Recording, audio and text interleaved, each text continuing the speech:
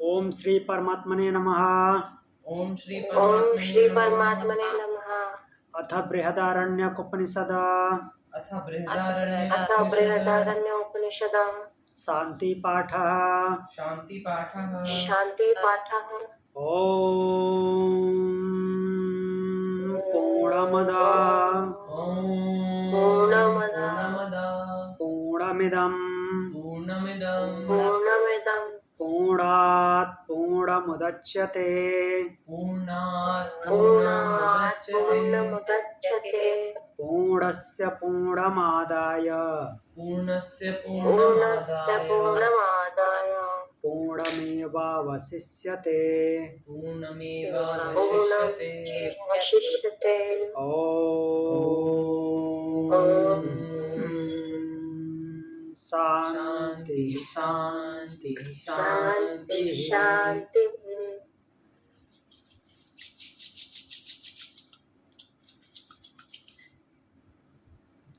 तो चलिए हम कल की क्लास से आगे बढ़ते हैं। कल की क्लास में हमने देखा था कि महर्षि याज्ञवल्क्य जनक जी को उपदेश देते हुए जीवन मुक्त अवस्था की स्थिति के बारे में बताए हैं। उसके पिछले दिन उन्होंने पुनर्जन्म के प्रक्रिया के बारे में बताया था। पुनर्जन्म कैसे होता है वो बताया था, लीच के एग्जाम्पल से, जोक के एग्जाम्पल से। फिर कल बताए थे जीवन मुक्त अवस्था, वो साधक की अवस्था कैसी होती है और वो साधक उस ब्रह्म जैसा होकर के ब्रह्म में समाहित हो जाता है, ब्रह्म को प्राप्त कर लेता है। अब उससे आगे बढ़ते हैं। तो और ये भी देखा था कि उसका जो रास्ता है, उसका रास्ता जो कि 8वें मंत्र में बोले हैं, तदेते श्लोको बहुत अणुपंथा वितता पुराणो माम स्पृष्टो अनुवित्तो मयैव। तो कैसा है कि अणु अर्थात सूक्ष्म, सूक्ष्म मतलब छोटा सा नहीं, यहाँ पे अणु दिया गया पतले के लिए, पतला रास्ता है, पतला रास्ता है।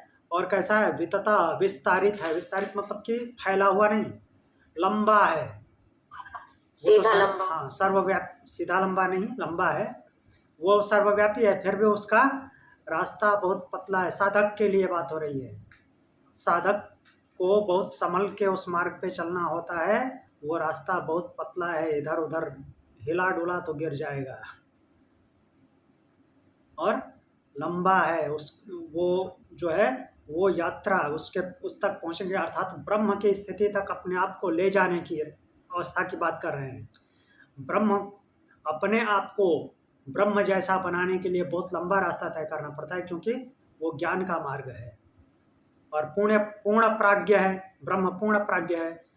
हम अज्ञानी, अज्ञान को धीरे धीरे काटते काटते वो पूर्ण प्राज्ञ अवस्था तक पहुंचने के लिए लंबा रास्ता तय करना पड़ता है, और वो रास्ता बहुत ही पतला है, जिसको हमने कल एग्जाम्पल से भी देखा था, कबीरदास जी के दोहा से, प्रेम गली अति साकरी तामे दोनों समाहि, मैं जब था तब हरि नहीं, अब हरि है मैं नाही।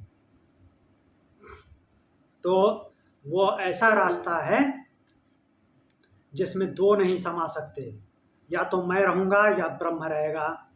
ब्रह्म और मैं दोनों नहीं एक साथ चल सकते उस रास्ते पे। और वो क्या है, पुराणों मतलब कि अनादिकाल से है, ऐसा हमने देखा था। और उसके अलग अलग रंगों से लोग अलग अलग साधक उसका वर्णन, उसको परिभाषित किए हैं कि ऐसा क्या है, नीले रंग का है, पीले रंग का, हरे रंग का, लोहित रंग का, इस प्रकार से बात करके उसको जानने की कोशिश किए हैं। तो अब उससे आगे बढ़ते हैं। आगे अब क्या बात कर रहे हैं याज्ञवल्क्य जी, देखते हैं।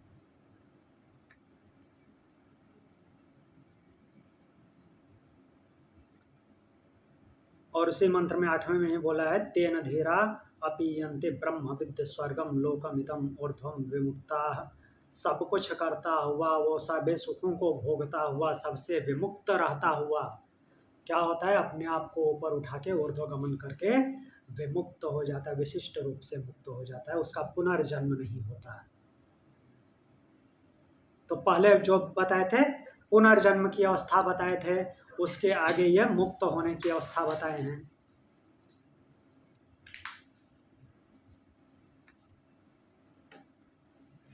अब अगला 10वां नंबर मंत्र है, जो कि ईशावास्य। एक मिनट, हाँ सॉरी, शेयर नहीं किया मैंने।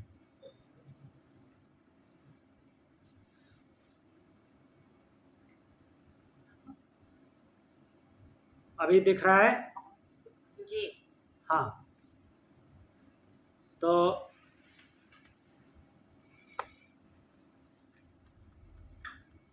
हमने लास्ट 9 नंबर मंत्र पढ़ा था, आज 10वां नंबर पढ़ेंगे। जी। तो 10वां नंबर मंत्र बोलते हैं, अंधम तमः प्रविशन्ति, अंधं तमः प्रविशन्ति, प्रविशन्ति, ये अविद्यामुपासते, ये ये अविद्यामुपासते, अविद्यामुपासते,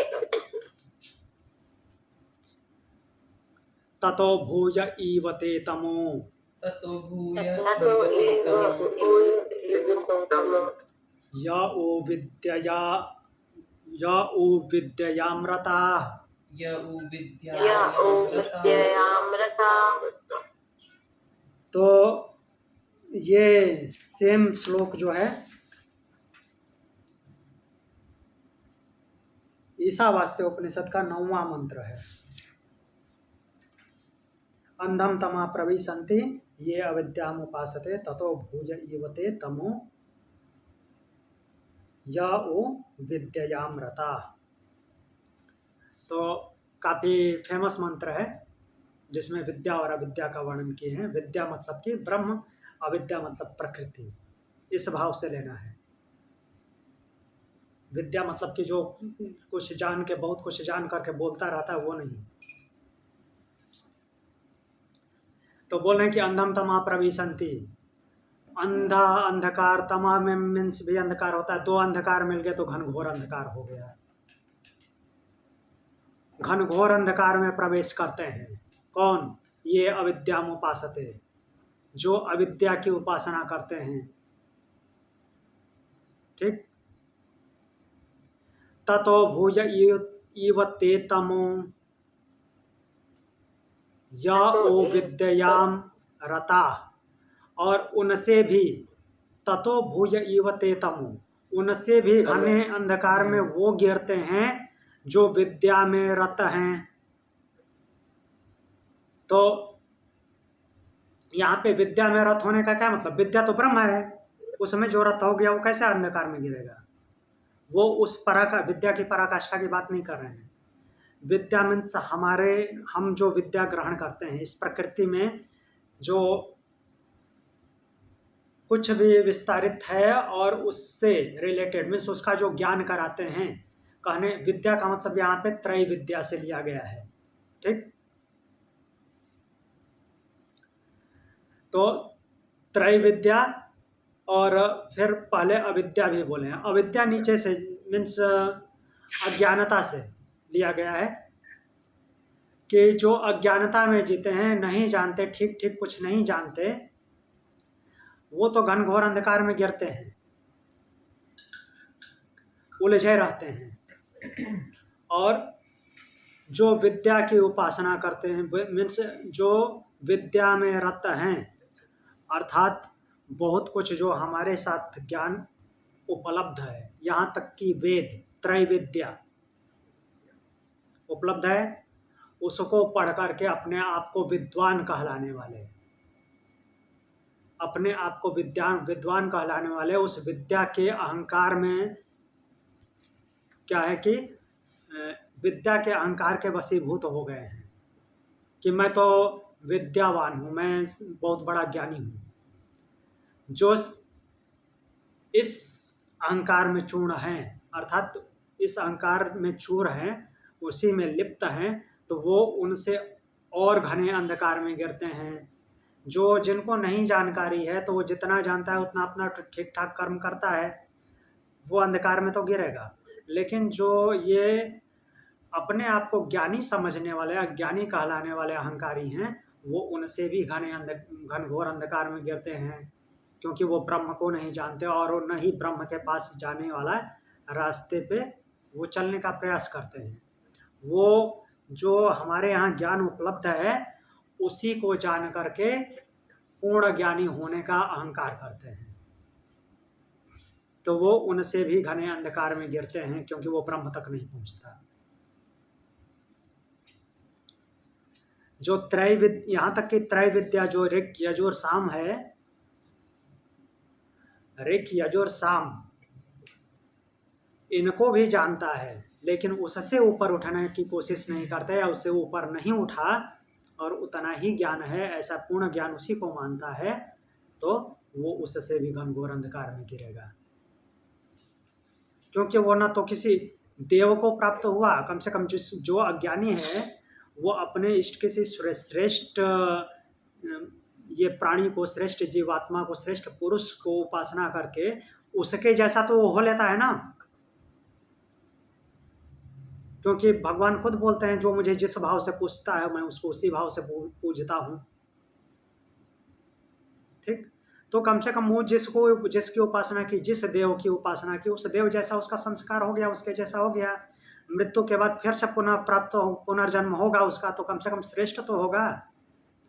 और ये जो अपने आप को विद्या के अहंकार में चूर किए हुए है, वो तो ना तो किसी देव को प्राप्त होगा और ना ही ब्रह्म को प्राप्त होगा और अंधकार में गिरेगा।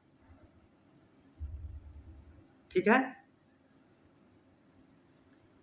तो इसलिए इस विद्या के अहंकार में नहीं रहना चाहिए। वो जो प्राज्ञ है, पूर्ण ज्ञान है, मीन्स प्रतिष्ठित ज्ञान है, जो ब्रह्म का ज्ञान है, मीन्स ब्रह्म के पास पहुंचने का मार्ग है, उसका अनुसरण करना चाहिए।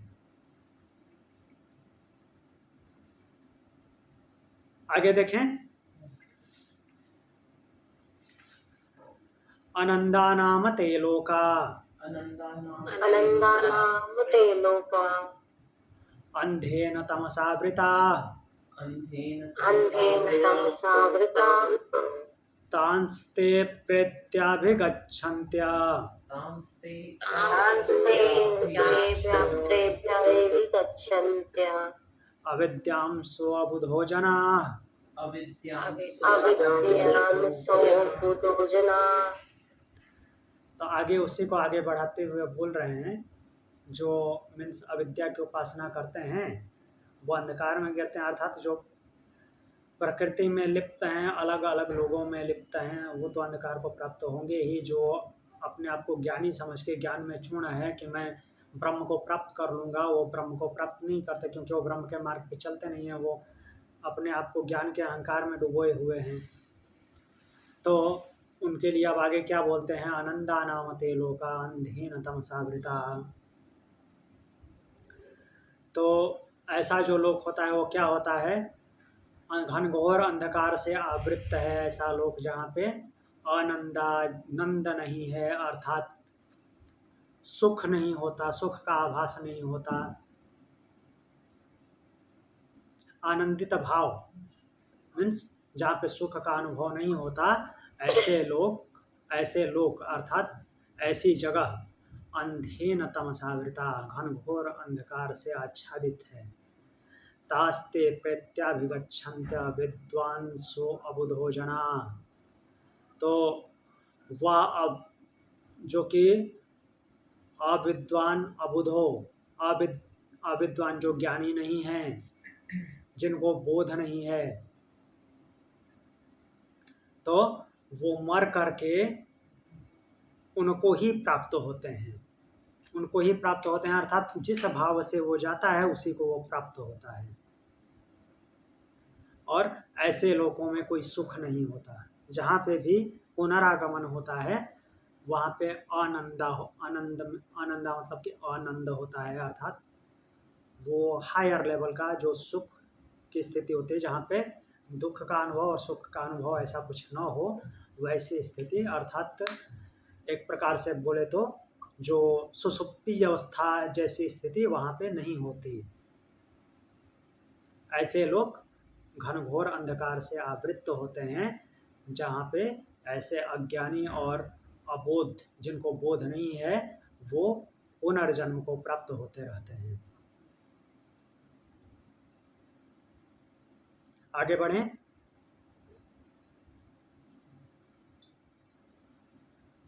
अगला मंत्र है आत्मानं चेद्विजानीयात्। आत्मानं चेद्विजानीयात्। अयमस्मीति पुरुषः अयमस्मीति पुरुषः किमिच्छन् कस्य कामाय किमिच्छन् कस्य कामाय शरीरमनुसञ्जरेत् शरीरं संज्वरेत्। तो यहाँ पे बोले हैं आत्मानं चेद्विजानीयात्।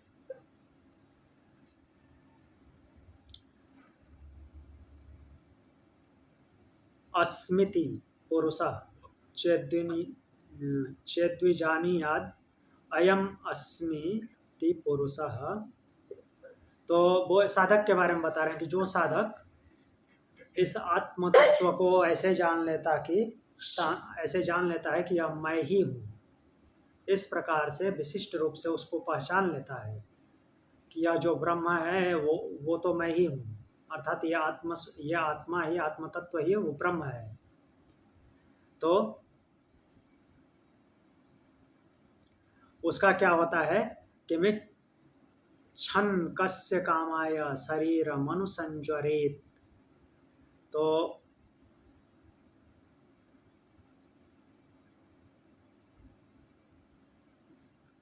फिर जब ऐसा अगर वो जान ले, साधक के बारे में बोल रहे हैं कि अगर ऐसा जान ले कि मैं ही वह ब्रह्म हूँ, तो वह किस इच्छा से, मीन्स वो क्या इच्छा करेगा, उसको कोई इच्छा नहीं होती। जब वो ये पहचान लेता है कि मैं ही ब्रह्म हूँ, यह आत्म तत्व ब्रह्म है, तो वो कोई इच्छा नहीं करता। और क्या कौन सी इच्छा करके वो शरीर को तपाएगा?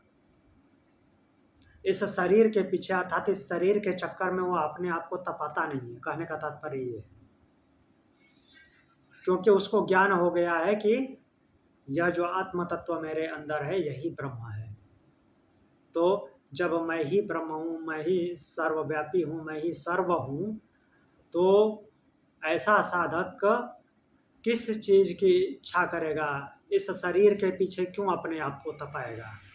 वही बोल रहे हैं कि कामाय शरीरम मनुसज्वरेत् किम इच्छकस्य, किस प्रकार की इच्छा के द्वारा, कामना के द्वारा इस शरीर को ज्वरित, ज्वर में ताप ही होता है ना, ज्वर में जिसको हम बुखार बोलते हैं, तो ज्वर में ताप के कारण उसको बुखार बोलते हैं, ताप चढ़ता है। तो इस शरीर के पीछे अपने आप को क्यों तपाएगा वो? ऐसा प्रश्न के माध्यम से उत्तर दे रहे हैं, जब वो अपने आप को जान लेता है कि मैं ही ब्रह्म हूँ।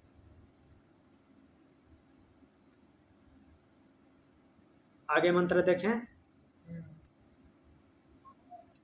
सर इसको क्या कहेंगे?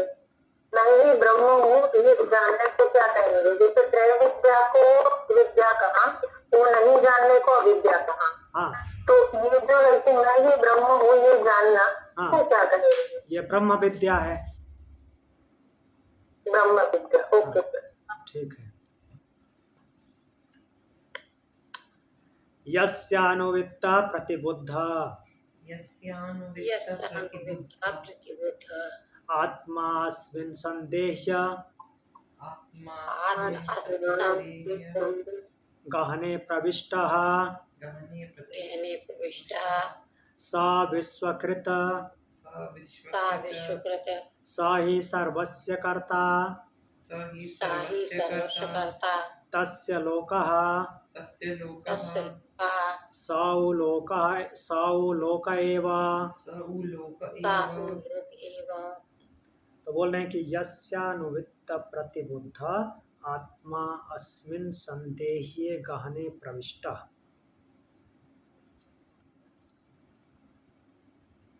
तो इस मंत्र के माध्यम से बता रहे हैं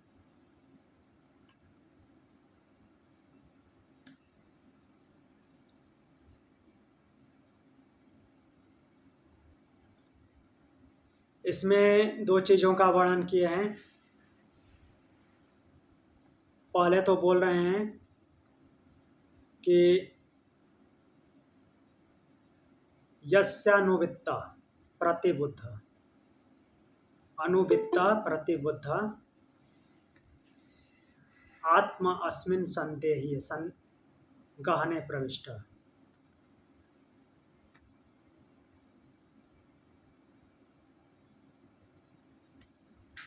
तो अर्थ की इच्छा से पूर्ण, अर्थ की इच्छा से पूर्ण हुआ, और फिर क्या बोल रहे हैं कि उसको विवेक नहीं है, विवेक नहीं होते हुए फिर क्या करता है, शरीर में प्रविष्ट होता है। और जब आत्म तत्व जिसको प्राप्त होता है और उसका ज्ञान हो गया, तो अब वो क्या हो जाता है कि संतुष्ट होता है और प्रसन्न होता है। अब कहने का भाव ये है कि पहले तो अर्थलोलुप होता है, अज्ञानी होता है, तो ये शरीर में प्रवेश करता है, और जब उसका ज्ञान बढ़ता है, स विश्वकृत स ही सर्वस्य कर्ता तस्य लोकः स उ लोक एव, तब वो क्या करता है, वो जान जाता है उसको, किसको, उस ब्रह्म को, अपने आप को। कहने का तात्पर्य है कि अपने आप को जान जाता है, और वो विश्वकृत, अपने आप को विश्वकृत समझने लगता है कि अर्थात जिसने, जो वो विश्व की रचना किया है, वो मैं ही हूँ ऐसा जान करके वो प्रसन्न होता है कि वही सबका करता है, और ये भी जान लेता है कि स उ लोक एव, सारा लोक जितना भी ये विस्तार है वो सब कुछ वही है, स्वयं वही है।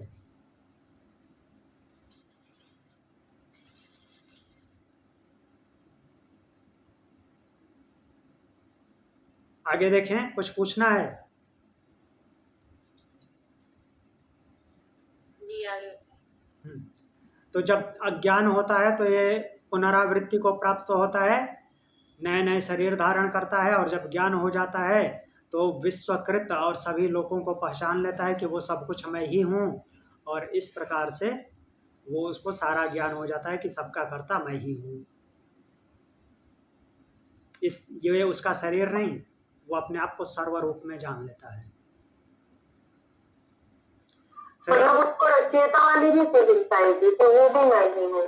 हाँ, वो मीन्स ब्रह्म भाव से भावित होगा वो।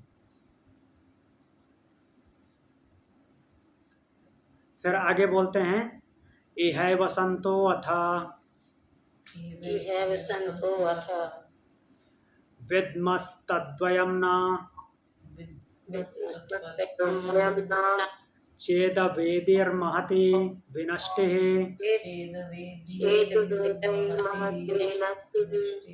ये तद्विदुरमृतास्ते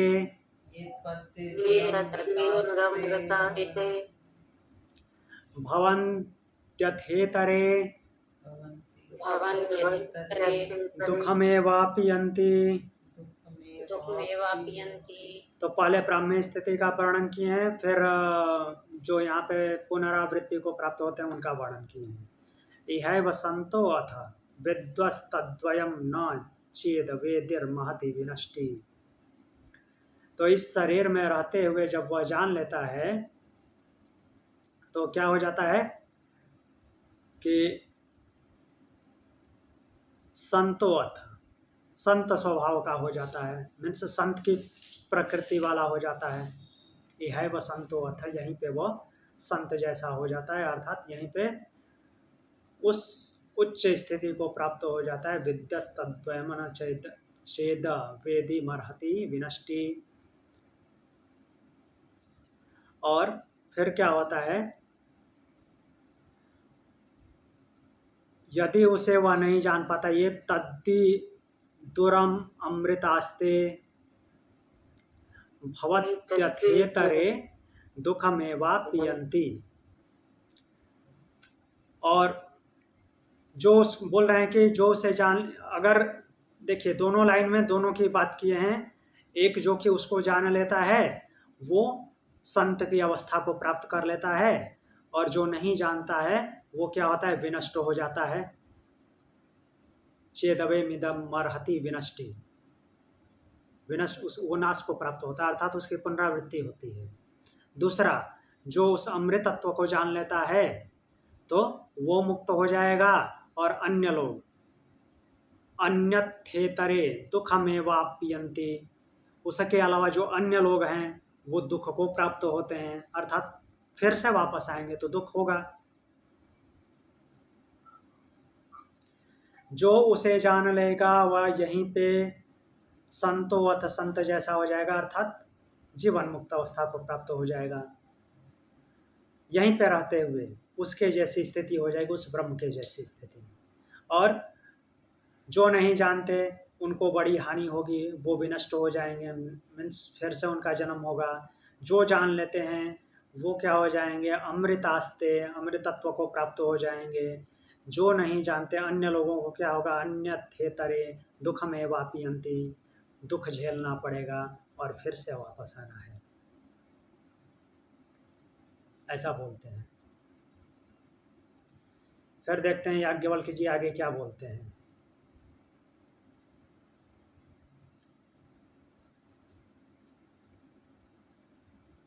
तो फिर आगे बोलते हैं, तदैतम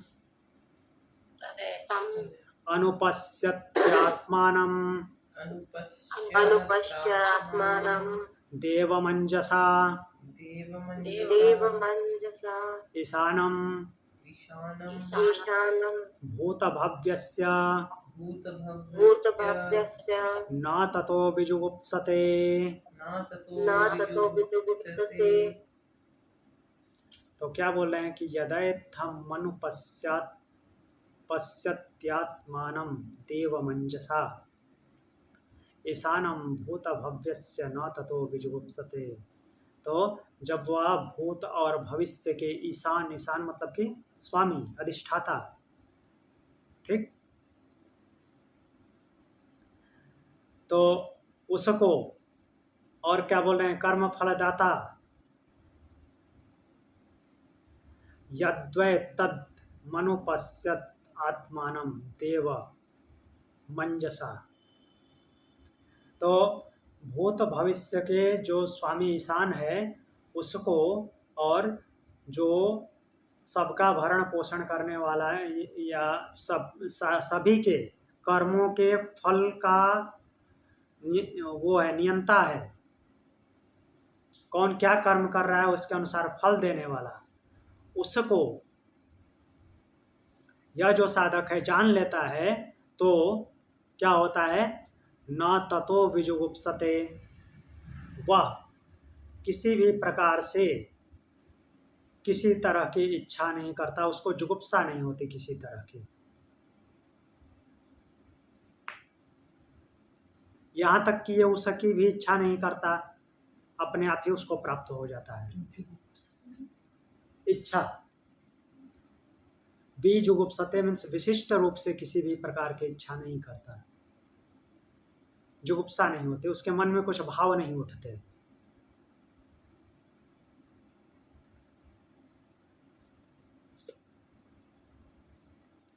क्लियर हुआ?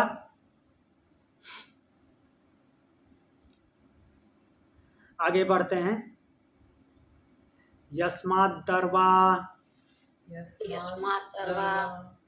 संवत्सरो अहोभिः परिवर्तते तद्देवा ज्योतिषां ज्योतिरायुर्हो उपासते अमृतम्।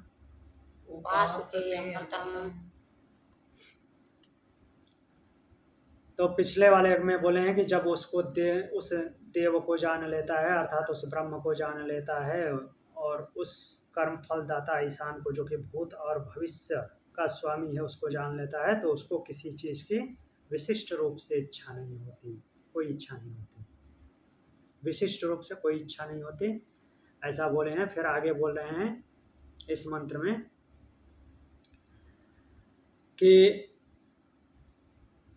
अब उस ब्रह्म की बात कर रहे हैं। उस ब्रह्म को, वो ब्रह्म कैसा है इसका कुछ वर्णन कर रहे हैं उसको समझाने के लिए। यस्माद् दर्वाक अर्थात जिसके नीचे, दरवा मतलब नीचे, संवत्सरो अहो भी, संवत्सर, संवत्सर मतलब साल, साल भर में ही सब कुछ होता है। एक प्रकार से चक्र की गणना कर रहे हैं। संवत्सर अहो भी मीन्स दिन रात परिवर्तते, घूमते रहते हैं। जिसके नीचे संवत्सर दिन रात ये सभी क्या करते हैं, चक्र मीन्स घूमते रहते हैं, चक्कर लगाते रहते हैं और अपने सब कुछ के साथ चक्कर लगाते हैं। संवत्सर ही क्यों चुनाव किया है, क्योंकि साल भर में ही सब कुछ होता है, हमारे लिए वो साल ही सब कुछ है। और उसी में बाकी पिंडों के बारे में जानना या कुछ भी जानकारी प्राप्त करना वो संवत्सर के अंदर होता है, साल भर के अंदर होता है। फिर वो साल खत्म हो जाता है, दूसरा साल आता है। इसको सीधे सीधे इंग्लिश कैलेंडर के भाव से नहीं देखना है। जो हमारा ये ज्योतिष और पंचांग चलता है, पंचांग को देखिए, नक्षत्रें वगैरह जब जो गणना करते हैं वो एक बार पूर्ण होती हैं, जो होलिका दहन के दिन, फिर अगले दिन से फिर दूसरा शुरू हो जाता है, फिर से चक्कर चलता है, फिर वो जीवनचर्या घूमती है। तो इसीलिए संवत्सर को चुना हुआ है। तो उसके नीचे संवत्सर दिन रात आदि सब चक्कर लगाते रहते हैं, घूमते रहते हैं, लेकिन उसको क्या करते हैं, उसको प्राप्त नहीं कर पाते, उसको पकड़ नहीं पाते। अर्थात वो क्या है, कहने का तात्पर्य क्या है, वो कालातीत है, काल से परे है। तद्देवा ज्योतिषाम ज्योतिराहो उपासते अमृतम। तो उस जो कि वो जो ज्योतियों का भी ज्योति स्वरूप हो है, अर्थात जो हमको सबसे ज़्यादा प्रकाशवान जो कुछ लगता है उसका भी ज्योति वो है। ऐसे अमृतमय कोई उपासना जो करते हैं तो वो क्या होते हैं, उसको प्राप्त होते हैं। एक प्रकार से यहाँ पे ब्रह्म के बारे में बताया गया है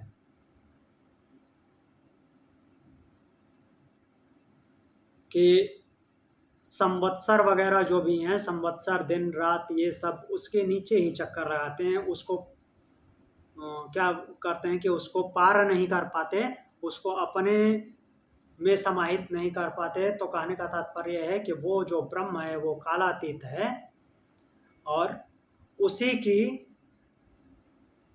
जो कि ज्योतियों का भी ज्योति है, उसे ज्योतियों के ज्योति रूप ब्रह्म की उपासना करनी चाहिए, ऐसा करके बोले हैं। ठीक,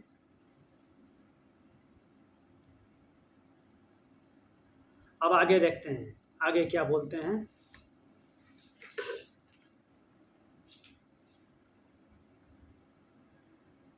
यस्मिन् पंच जना यस्मिन् पंच जना आकाशश्च प्रतिष्ठितः आकाशस्य प्रतिष्ठिता तमेव मन्यात्मानं तमेव मन्यात्मानं विद्वान् ब्रह्ममृतोऽमृतम्। विद्वान् ब्रह्ममृतमृतम्। तो यहाँ पे बोले यस्मिन् पंच जना आकाशश्च प्रतिष्ठितः, जिसमें 5 पंचजन और आकाश भी प्रतिष्ठित हैं। ठीक, ये 5 पंचजन जैसे हमने पीछे श्वेता स्वतर उपनिषद और मुंडक उपनिषद इनमें पढ़ा था, पंच पंच पंच पंच प्रपंच के बारे में सब पढ़ा था ना। तो इसी तरह से अलग अलग लोग अलग अलग पंच लेते हैं, 5 अवधारणाएं। लाइक जैसे कई लोग लेते हैं कि ये पंचजन में 4 ऋत्विज और 1 यजमान। कौन 4 ऋत्विज? होता, अध्वर्यु, उद्गाथा, ब्रह्मा और एक यजमान, यजमान जो कि मन है, तो इनको पंचजन में काउंट करते हैं। और आजकल के पौराणिक लोग जो लेते हैं वो 4 वर्ण और 1 अवर्ण को ले लेते हैं, इस प्रकार से काउंट कर लेते हैं। कुछ लोग ये देव, गंधर्व, मानव, नहीं, देव, पितर, गंधर्व, असुर और राक्षस, इनको पंचजन में काउंट करते हैं। तो नॉर्मली हम वो लेते हैं, क्या बोलते हैं, 4 ऋत्विज और 1 यजमान, मन। तो उपनिषद के हिसाब से हम उसी की बात करते आए हैं, वही सटीक बैठता है यहाँ पे। तो जिसमें 5 पंचजन और आकाश भी प्रतिष्ठित हैं, अर्थात कहने का तात्पर्य क्या है यहाँ पे, 4 पंचजन मीन्स 5 पंचजन जो हैं, 4 ऋत्विज, जिसमें कि त्रैविद्या समाहित है, ठीक। और उसमें मन भी है, मन के माध्यम से सारे देव समाहित हैं। आकाशस्य प्रतिष्ठिता, और जिसमें आकाश भी प्रतिष्ठित है। केवल इतने ही नहीं, केवल ये सारे त्रैविद्या, सारे देव केवल यही समाहित नहीं है, आकाश भी उसी में प्रतिष्ठित है। आकाश उससे बाहर नहीं है। आकाश का विस्तार मीन्स हमारी सोच से परे है, लेकिन फिर भी वो ब्रह्म से परे नहीं है, वो भी ब्रह्म में ही प्रतिष्ठित है। तमेव मन्यात्मानं विद्वान् ब्रह्मामृतोऽमृतम्। तो उस ब्रह्म को जो इस प्रकार से जान लेता है, या फिर वो खुद के लिए भी ऐसा भाव प्रकट कर रहे हैं कि तमेव मन्यात्मानं, आत्मानं मीन्स मैं जो आत्मस्वरूप हूँ, अपने आप को आत्मस्वरूप बोल रहे हैं। वो कौन? याज्ञवल्क्य जी, कि मैं आत्मस्वरूप इस आत्म तत्व को ही अमृत मानता हूँ, अमृतत्व अर्थात कि ब्रह्म मानता हूँ, और उस ब्रह्म को जानने वाला मैं भी अमृत ही हूँ, ऐसा बोल रहे हैं।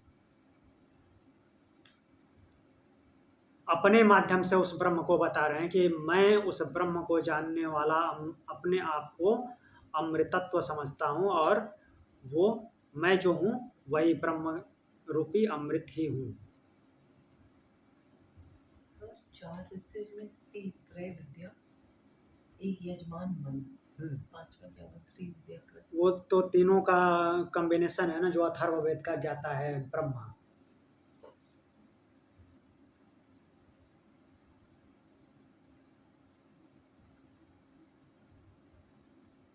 तो ये क्लियर हुआ, जिसमें पंचजन और आकाश अर्थात कि सारे पूरी त्रैविद्या, सारे देव, और यहाँ तक कि आकाश भी उसी में विद्यमान है। तो उस आत्म तत्व को मैं अमृत मानता हूँ, और मैं स्वयं ब्रह्म को जानने वाला मैं भी अमृत ही हूँ। तो ऐसे श्लोक में मैं शब्द नहीं आया है, क्योंकि मैं की भावना आ जाएगी तो मैं तो अलग हो जाएगा।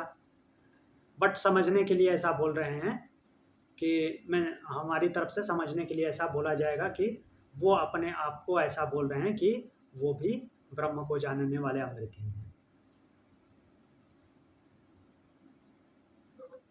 आगे हाँ जी। 4 वर्ण और 1 अवर्ण, वो कौन सा? अवर्ण का नाम नहीं होता। अवर्ण मतलब कि जो वर्ण से बाहर हो, जो वर्ण व्यवस्था में आता ही नहीं। लाइक जो जंगल में रहने वाले लोग हैं, जिनको हाँ, जिनको हम आज आदिवासी बोलते हैं, तो आदिवासी लोगों को अवर्ण बोला जाता था।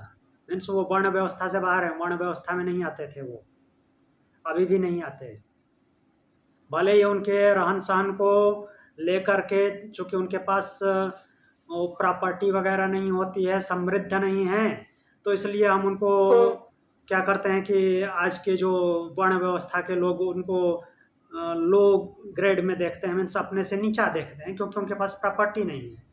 अन्यथा उनके साथ ये जो छुआछूत वाली वर्ण व्यवस्था में जो भावना थी, वो उनके साथ नहीं होती थी। जैसे और आध्यात्मिक स्तर पर क्या कहेंगे, ये तो भौतिक स्तर पर हो गया, आध्यात्मिक स्तर पर अवर्ण को कैसे डिफाइन करेंगे? आध्यात्मिक स्तर की बात हमने जो की थी वो आध्यात्मिक है, उसमें आध्यात्मिकता नहीं है।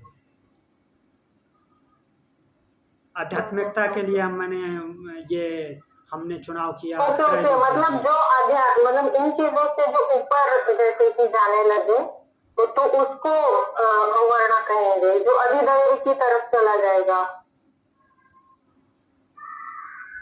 ओके, मैं बाद में पूछती हूँ।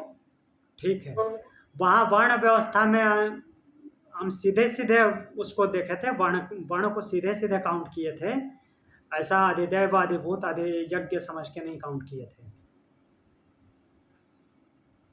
ओके सर, ठीक है, जैसा है वैसा।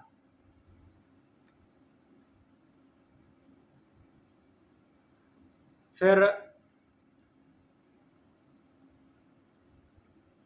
आगे कौन सा हम देख रहे थे? हाँ,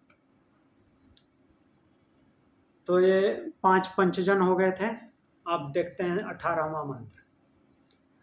प्राणस्य प्राणमुता चक्षुश्चक्षुरुता श्रोत्रस्य श्रोत्रम श्रोत्रम मनसो ये मनोविदुः ते निचिक्युर्ब्रह्मा पुराणम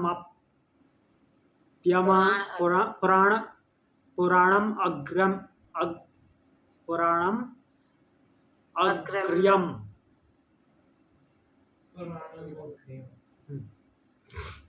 तो यहाँ पे बोले हैं प्राणस्य प्राणमुता चक्षुश्चक्षुरुता श्रोत्रस्य श्रोत्रम मनसो ये मनो विदुः ते विनिक्युर्ब्रह्मा पुराणम अग्र्यम। सॉरी, तो अब यहाँ पे सीधे सीधे आते हैं पिंड पे, पिंड के माध्यम से उस ब्रह्म को समझाते हैं कि उसको, जो कि हम केन उपनिषद में भी पढ़े हैं, वैसे ही उसी भाषा में और इसमें भी कई बार पढ़ चुके हैं, बृहदारण्यक उपनिषद में कई बार बता चुके हैं। प्राणस्य प्राणमुता, जो प्राण का भी प्राण है, चक्षुश्चक्षुरुता, नेत्र का भी नेत्र है, श्रोत्रस्य श्रोत्रम, श्रोत्र का भी श्रोत्र है, मनसो ये मनो विदो, वो मन का भी मन है जो ऐसा जानते हैं। तो कहने का तात्पर्य क्या है? प्राण का भी प्राण है, इसका मतलब क्या है? मीन्स जिसकी वजह से प्राण प्राणित होता है, जो उसको प्राणित नहीं कर सकता, आत्मा मीन्स उस आत्म तत्व को, ब्रह्म को प्राणित नहीं कर सकता, लेकिन वो प्राण उसी के द्वारा प्राणित है, उसी के द्वारा वो दूसरे का फंक्शन कराता है, मूवमेंट कराता है। ये आँख नेत्र उसको देख नहीं सकते लेकिन उसकी वजह से देखती हैं, कान उसको सुन नहीं सकते लेकिन उसी की वजह से सुनते हैं, मन उसका मनन नहीं कर सकता लेकिन उसी की वजह से मनन करता है। जो साधक उसको इस प्रकार से जानते हैं, ते निचिक्युर ब्रह्मा पुराणम अग्र्यम, तो वे उस पुराणम जो अनादिकालिक ब्रह्म है, जिसका कि काल से कोई लेना देना नहीं। पुराणम का मतलब यहाँ पे पुराना नहीं है। तो उसको, उस ब्रह्म को वो जानते हैं। निचिक्युर मीन्स जो नीचे से सर्वोपरि है, उस ब्रह्म को वो जानता है। साधक जो ऐसा जानता है कि वो प्राण का भी प्राण है, नेत्र का भी नेत्र है, श्रोत्र का भी श्रोत्र है, मन का भी मन है, जो इसको इस प्रकार से जानता है, उस ब्रह्म को जानता है।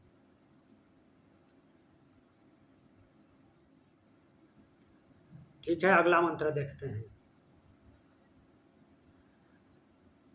मनसैवानुद्रष्टुमिच्छति द्रष्टव्यम मनसेवानुद्रष्टव्यम् नेह नानास्ति किंचन नेह नानास्ति किंचन मृत्यो स मृत्युमाप्नोति मृत्युमाप्नोति य इह नानेव पश्यति य इह नानेव पश्यति। तो यहाँ पे देखते हैं क्या बोल रहे हैं। याज्ञवल्क्य जी बता रहे हैं कि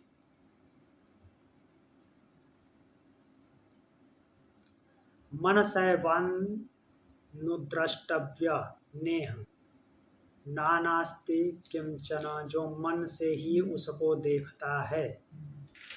ठीक, नानास्ति किंचन मृत्यो स मृत्युराप्नोति य इह नानेह पश्यति।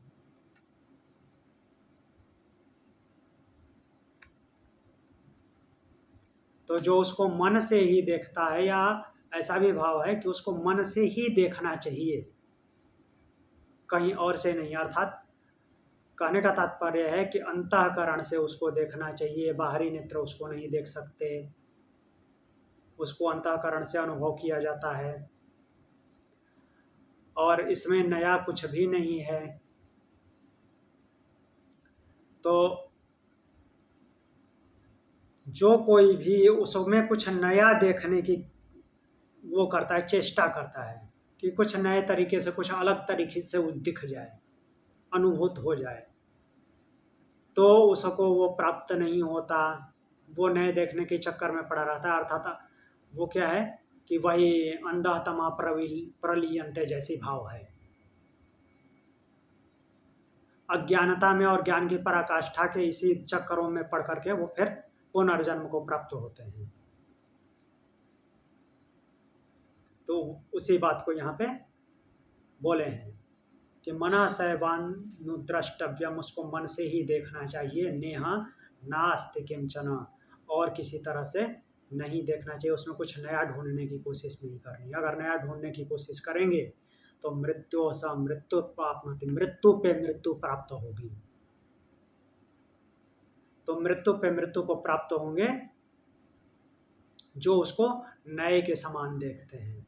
या इह नानेव पश्यति, जो इसको, इस ब्रह्म को नए, कुछ नया, उसमें कुछ नया देखने की कोशिश करते रहते हैं, वो मृत्यु पे मृत्यु को प्राप्त होते हैं। तो इसलिए वो उसको मन से देखना चाहिए, उसमें कुछ नया नहीं ढूंढना चाहिए।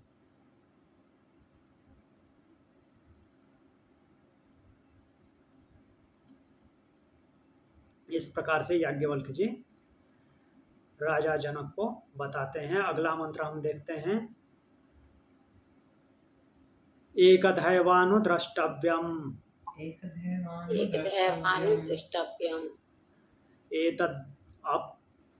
एतद् अप्रमयं ध्रुवम् विरजः पर आकाशाद्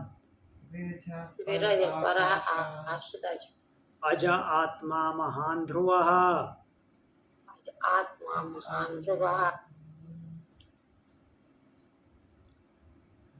तो बोल रहे हैं कि एक दैवानुद्रष्टव्यम एतद् अप्रमयम ध्रुवम, उसको मीन्स एक ही दृष्टि से देखना चाहिए, एक ही भाव होकर के देखना चाहिए, अचल स्थिर एक ही भाव से देखना चाहिए। वह ब्रह्म क्या है कि अप्रमयम, अप्रमेय है, जिसको प्रूफ नहीं किया जा सकता, प्रमाणित नहीं किया जा सकता। ठीक है, वो अब उसको प्रमाणित नहीं किया जा सकता, और क्योंकि वो अव्याकृत है, उसको व्यक्त नहीं किया जा सकता, व्यक्त रूप में है ही नहीं। विरजा, और वो कैसा है? विरज, रज से रहित, रज से रहित बोलने का क्या मतलब, विशिष्ट रूप से रजोगुण से विरज मीन्स विरक्त है।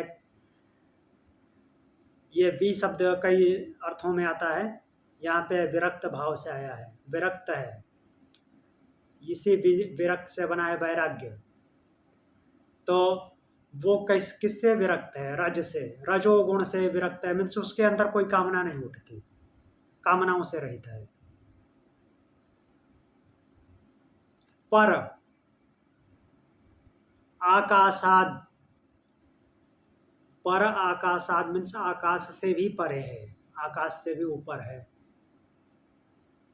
ठीक,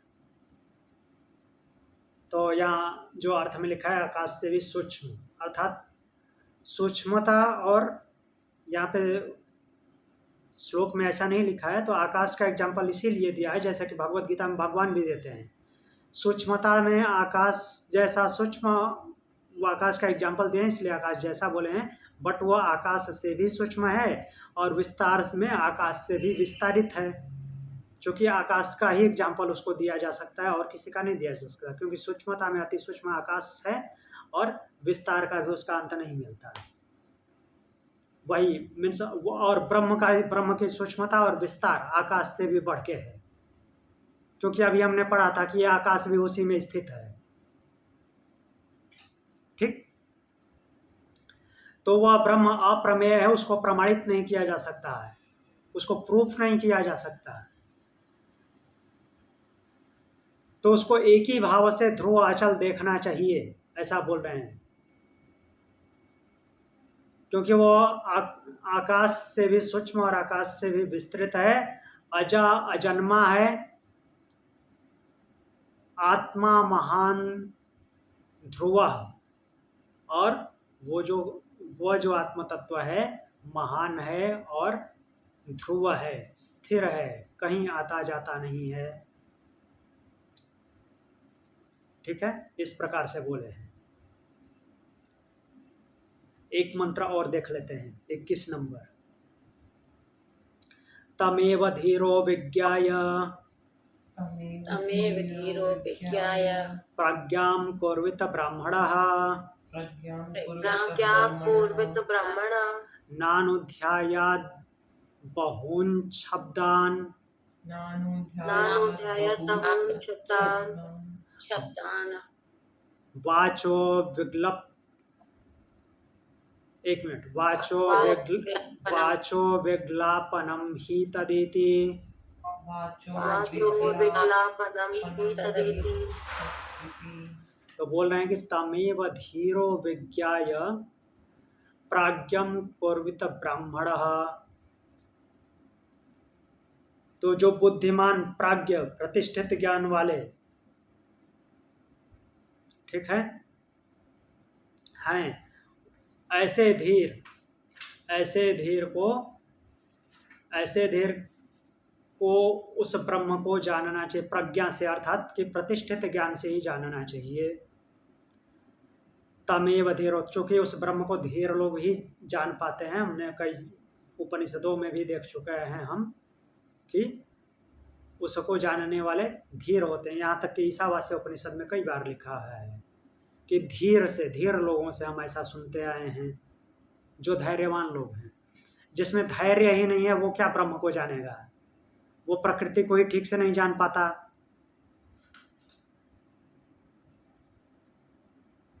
तो जो धैर्यवान लोग हैं, जो धीर पुरुष है, धीर साधक है, उसे उस ब्रह्म की प्रज्ञा करनी चाहिए, अर्थात प्रज्ञा से प्रतिष्ठित ज्ञान में प्रतिष्ठित होकर के उस प्राज्ञ को जानना चाहिए, उस ब्रह्म को जानना चाहिए। आगे क्या बोलते हैं कि नानुध्यायात् बहून् शब्दान्, बहुत सारे शब्दों से उसका ध्यान नहीं करना चाहिए। नानुध्यायान् बहून् शब्दान्, बहुत सारे शब्दों से उसका ध्यान नहीं करना है।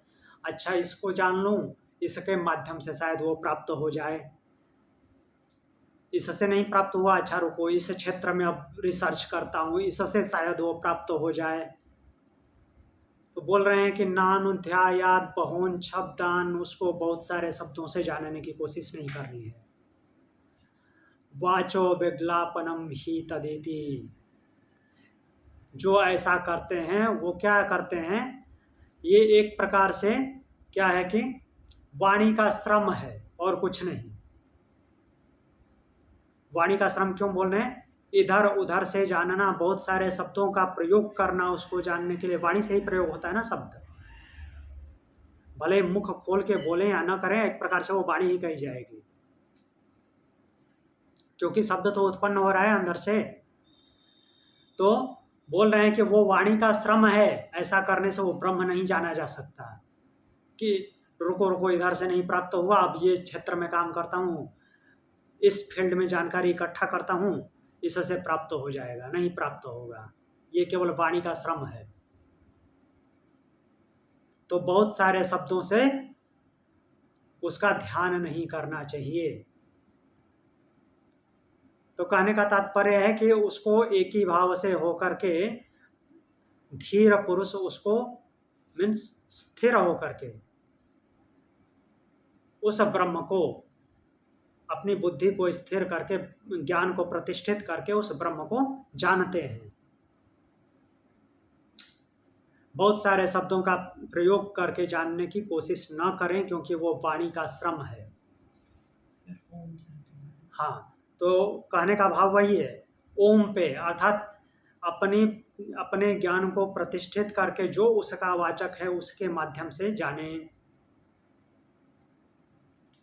बाद में हम जो भगवान के अलग अलग नाम लेते हैं, एक प्रकार से वो ओम के ही रूप में वो प्रस्फुटित हुए हैं। तो हम राम कहें, कृष्ण कहें, शिव कहें और अलग देवी देवताओं के नाम से उस ब्रह्म को ही याद करते हैं, क्योंकि जो लोग इनकी उपासना करते हुए मुक्त हुए हैं, अर्थात इन नामों के द्वारा, तो वो अपने ग्रंथों में भी उस ब्रह्म का ही वर्णन करते हैं। नाम भले ही उसका है, उस इष्ट का नाम है, लेकिन वास्तव में वो उपासक ब्रह्म के ही हैं। तो यहाँ पे इस मंत्र के माध्यम से भी यही कहने का तात्पर्य है कि उसका जो वाचक ओम है उसके माध्यम से उसको प्राप्त करें। बहुत सारे शब्दों का प्रयोग करके, बहुत सारे शब्दों के माध्यम से उसका ध्यान न करें, क्योंकि ये वाणी का श्रम है। वाचो विज्ञापनम ही तदिति, मीन्स वाणी का विलाप है, वाणी का श्रम है।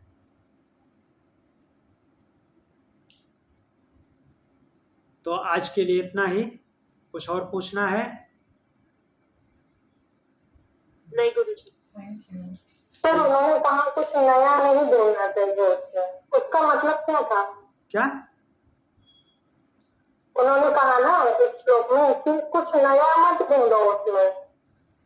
पिछले वाले श्लोक में? हाँ, वो मन से ही देखो उसको, कुछ नया मत ढूंढो। हाँ। नहीं तो फिर जन्म मृत्यु के इसमें फंस जाओगे। जी, तो उसका मतलब क्या था? नया मत ढूंढो, इसका मतलब कि पहले से पता है कि वो अव्यक्त है, अचिंत्य है, ऐसा पता है ना। चिंतन नहीं किया जा सकता, मनन नहीं किया जा सकता, उसको बोल के बताया नहीं जा सकता। तो फिर उसमें क्या नया ढूंढ रहे हो कि नया ढूंढ के कुछ बता दूंगा उसके बारे में, या कोई उसके बारे में बता देगा जिससे मैं जान जाऊंगा, ऐसा नहीं करना है। अच्छा, मतलब उसको डिफाइन करने की कोशिश नहीं करो। हाँ, ये उनका जी, तात्पर्य। हाँ, उसको डिफाइन करने की कोशिश नहीं करनी है कि कोई शब्दों के माध्यम से उसकी जानकारी करा दे, या फिर मैं कुछ ऐसा जान लूंगा कि शब्दों के माध्यम से उसको व्यक्त कर दूंगा, वो नहीं करना है। क्लियर? हाँ सर। ठीक है। तो उसको इंडिविजुअल मीन्स वो खुद साधक ही अनुभव कर सकता है, उसको किसी दूसरे के द्वारा बताया या खुद से किसी दूसरे को बताया नहीं जा सकता। ठीक है। आज वैसे भी अपना एक्सपीरियंस पे ही ध्यान होता है। जी, ठीक है। तो आज के लिए इतना ही। ओम शांति। बनाओ।